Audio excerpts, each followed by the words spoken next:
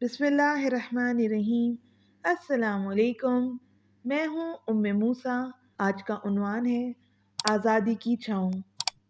20 سال بعد بلال آج نہر والی سڑک کے قریب موجود تھا۔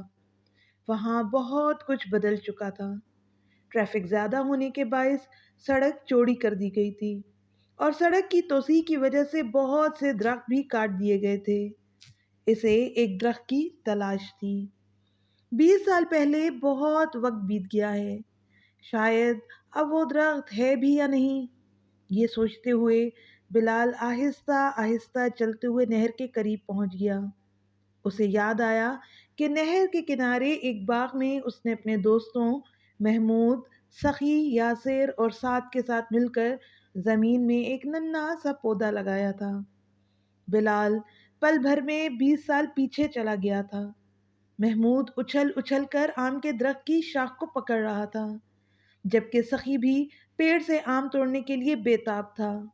دوسری طرف یاسر اور سعد ڈرے ہوئے تھے، پکڑے جانے کا خوف جو تھا، اور بلال ایک ایک درخت کو دیکھ رہا تھا۔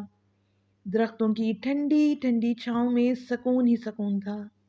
پرندے اپنی اپنی بولیاں بول رہے تھے۔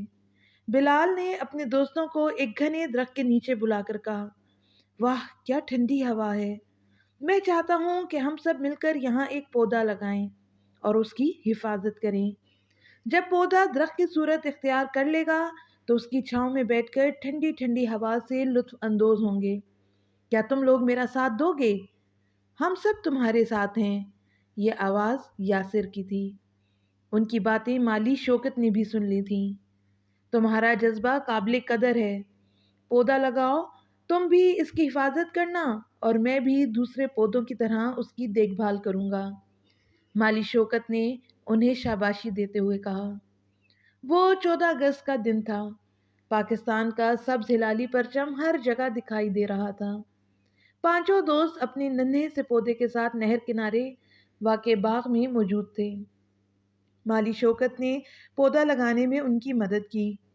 سب دوست پودا زمین میں لگا کر بہت خوش تھے۔ مالی شوکت کے مشورے پر انہوں نے پودے کے گرد لکڑیوں کی ایک باڑ بھی لگا دی تھی تاکہ کوئی جانور پودے کو نقصان نہ پہنچا سکے۔ ان کے گھر چونکہ باغ سے زیادہ فاصلے پر نہ تھے، اس لیے وہ دن میں کئی مرتبہ وہاں آ کر اپنے ننھے سے پودے کی دیکھ بھال کرتے تھے۔ اس دن سبھی دوست بہت خوش تھے جب پودے کی ننھی ننھی شاخوں پر نئے پتے نمودار ہوئے تھے۔ سرسبز اور نرم و ملائم پتے اس بات کو ظاہر کر رہے تھے کہ پودے نے جڑ پکڑ لی ہے۔ وقت تیزی سے گزرتا رہا۔ محمود ایک فرم میں ملازم ہو کر بحرین چلا گیا۔ سخی کو اسلام آباد میں ملازمت مل گئی۔ یاسر نے گلشن ہاؤسنگ سوسائٹی میں اپنا جنرل اسٹور بنا لیا۔ سعد کے والد کی کپڑے کی دکان تھی، وہ وہیں جا کر بیٹھا۔ اور بلال کو میڈیکل میں داخلہ مل گیا، وہ پڑھائی میں مصروف ہو گیا تھا اور سب اپنی اپنی دنیا میں گم ہو گئے۔ وہ ننھا سا پودا جو اب تناور درخت بن چکا تھا کسی کو یاد نہیں رہا تھا۔ درخت پر ان کے ناموں والی تختی اب تک آویزاں تھی۔ بلال جب بھی بہاول نگر سے لاہور آتا درخت کو دیکھنے اور اس سے ملاقات کے لیے باغ میں ضرور جاتا تھا۔ وہ MBBS کرنے کے بعد لندن جا بیٹھا۔ وقت تو پر لگا کر اڑتا رہا۔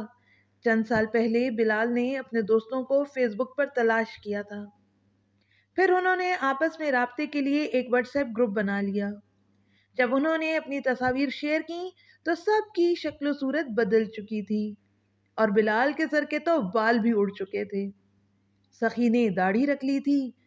بلال نے جب مشترکہ لگائے ہوئے درخت کے بارے میں سوال کیا تو کوئی اسے تسلی بخش جواب نہ دے پایا۔ اگرچہ بلال وطن سے بہت دور تھا مگر اس کی آنکھوں کے سامنے تناور درخت تھا، ٹھنڈی ٹھنڈی چھاؤں والا درخت۔ اس کے دونوں بیٹے لندن کے ایک تعلیمی ادارے میں زیر تعلیم تھے۔ اس کی بیگم بھی ڈاکٹر تھی۔ زندگی کی ہر آسائش اسے میسر تھی۔ اب وہ 20 سال بعد وطن لوٹا تھا۔ محمود کے علاوہ سبھی دوست موجود تھے۔ بلال باغ میں موجود تھا۔ اسے اپنا ہاتھ لگائے پودے کی تلاش تھی اور آخر وہ مل ہی گیا۔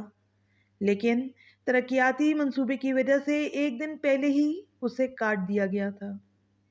بلال اب کٹے ہوئے درخت کے تنے کے قریب بیٹھا تھا اور اس کی آنکھوں سے آنسو بہ رہے تھے۔ اس نے تنے کی تصویر اپنے دوستوں کو واٹس ایپ کی تو وہ بھی بے چین ہو گئے۔ اس وقت یاسر اور سعد بلال کے پاس ہی موجود تھے۔ تینوں سر جھکائے تنے کے قریب بیٹھے ہوئے تھے۔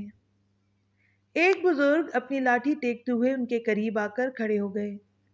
بزرگ نے تینوں کو غور سے دیکھا۔ بزرگ کے پوچھنے پر جب بلال نے سب کی اداسی کی وجہ بتائی تو وہ بھی ان کے پاس گھاس پر ہی بیٹھ گئے اور بولے، ایک ننھا سا پودا میں نے بھی برسوں پہلے اپنے بزرگوں کے ساتھ لگایا تھا۔ اس پودے کو پانی کے بجائے شہیدوں کا لہو سیراب کر رہا تھا۔ اس پودے کو پہلے دن ہی اکھاڑنے، ختم کرنے اور کاٹنے کی کوششیں کی گئیں، لیکن اللہ کے فضل سے وہ پودا آج بھی سرسبز و شاداب ہے اور انشاءاللہ آئندہ بھی وہ سرسبز ہی رہے گا۔ بزرگ اتنا کہہ کر خاموش ہو گئے، لیکن تینوں جان گئے تھے کہ بزرگ کسی پودے کی بات نہیں کر رہے ہیں، وہ آزادی کا درخت تھا۔ انہوں نے کبھی اس پودے کے بارے میں سوچا تک نہ تھا۔ سب اسے بھول کر اپنے اپنے کاموں میں مصروف ہو گئے تھے۔ بزرگ نے گھاس سے اٹھتے ہوئے کہا، آزادی کے درخت کو مضبوط ہاتھوں کی ضرورت ہے، ورنہ آگے مزید کچھ مت کہیے گا۔ ہم سب مل کر آزادی کے درخت کی حفاظت کریں گے۔ ہم کوئی ایسا کام نہیں کریں گے جس سے آزادی کے درخت کی جڑیں کمزور ہوں۔ بلال نے بزرگ کی بات بھی پوری نہ ہونے دی تھی۔ بلال اور اس کے دوست نہیں چاہتے تھے کہ ان کے ہاتھوں سے لگے پودے کا جو حال ہوا ہے ویسا ہی آزادی کے درخت کا حال ہو۔ آزادی کے اسی گھنے درخت کے نیچے ہم ٹھنڈی چھاؤں میں سکون سے زندگی بسر کر رہے ہیں۔